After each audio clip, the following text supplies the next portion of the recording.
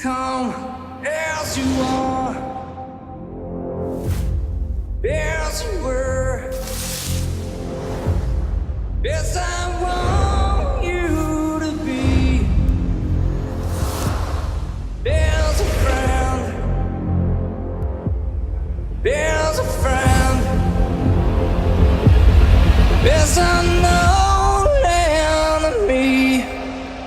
You think the four of you can save New York? You can't even save yourselves.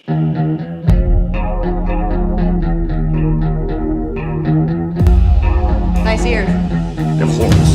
Hey, what's going on the YouTube? It's SEL0320 representing JVS.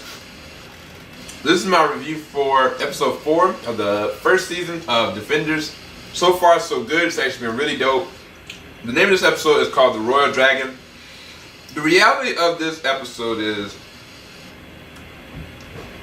there's not a lot of fighting at all. Like, compared to the third episode and the fourth episode, like, they're directly opposites of each other when it comes to, like, dynamic action. The thing about this is the realization for me about this whole series and this whole phase 1 of the Netflix series for the Marvel characters is that I love these characters. You know what I'm saying? The substance behind Matt Murdock and Daredevil and the conflict inside of him, the reason why he has not been Daredevil, the reason why he has tried to let this go is because he understood the dynamics of when I do this, people die that I love. When I do this, you know, I lose everything. And at the same time, I conflict in my head, like, am I really an asset or I make things worse? And, like, it's a real conflict, like, confliction and a real personal, you know, internal battle that he has. In this episode, it came out in open dialogue. Like, when Luke Preston was like, dude, you don't need to, like, kind of leave. Like, we need to know what's going on. You need to be a part of this. You're already involved in it. And, like, Daredevil got defensive. Or, like, when Matt and Danny were going at it, and Danny was like, don't call me a kid, this. Danny's dealing with this psychological imbalance because of post-traumatic stress from, you know, like an airplane crash when he was a kid with his parents dying. He's got this anger inside of him that he cannot contain. Like, it's literally mystical anger and at the same time psychological anger. And that was one of the things that should have been re-refined in Iron Fist 1, but they never were able to really convey correctly. But in this episode alone, they were able to do so much with character development and world building, because even like the smallest dialogue with Jessica Jones and Luke Cage, it was beautiful. Like, it was like you could tell they still have the same feelings, even though they're in different places. You know what I'm saying? Like, he really very much cares for her, and she might borderline really love him, but it's like they're both messes in their own right.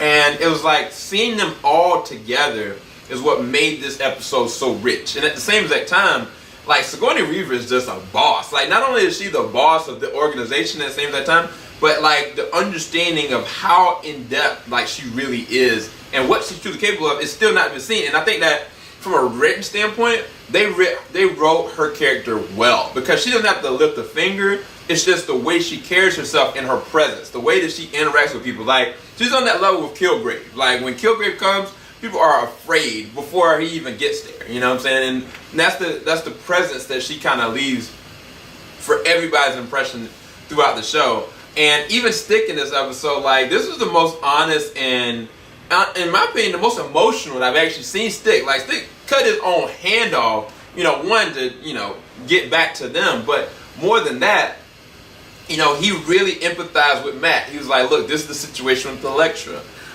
He told them the truth. He told them who he's actually working for, why he's working for. Technically, he's working for Danny, you know? And so it's, even with Danny, and Alicia made this comment, but she's not in this, but Danny is way more likable. Like, him and interacting with Luke Cage, it was like, I could sit there and visually see like a comic book strip, you know, of Heroes for Hire. Like Danny Rand and Luke Cage, like Iron Fist and, you know, Power Man. Like, it was just awesome to actually watch them riff off and comment. And I don't know, it's just like what they're able to do with Finn Jones' character now versus in his own show. It's just leaps and bounds better. Like, I don't really know how to describe it. Like, some people are gonna be like, oh, it's the same. Oh, he was just annoying. You know, I don't really like him or whatever. But I can definitely say in Defenders, I see where they bring out the best in him. Like, they call him out on his crap. They call him out on, like, stop acting like a kid then. Like, or, like, stop acting like you're so high privileged. Like, each one of them have really started to knock down those different barriers of his psyche that's a problem.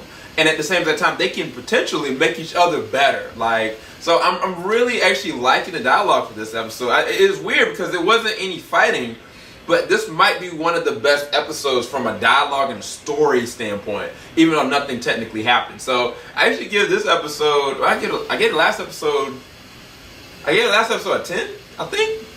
Episode 3, I give it a 10. If I didn't, I apologize. I give episode 3, I give it 10.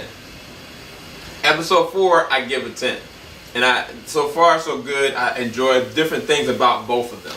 But from here, I don't see how they can get any better than this. I feel like it's going to just level out and just stick right here. Just as long as they don't start nosediving, I think it'll be good. Anyway, hope y'all enjoyed that review. Keep it locked. JVS, we ain't gonna stop, literally.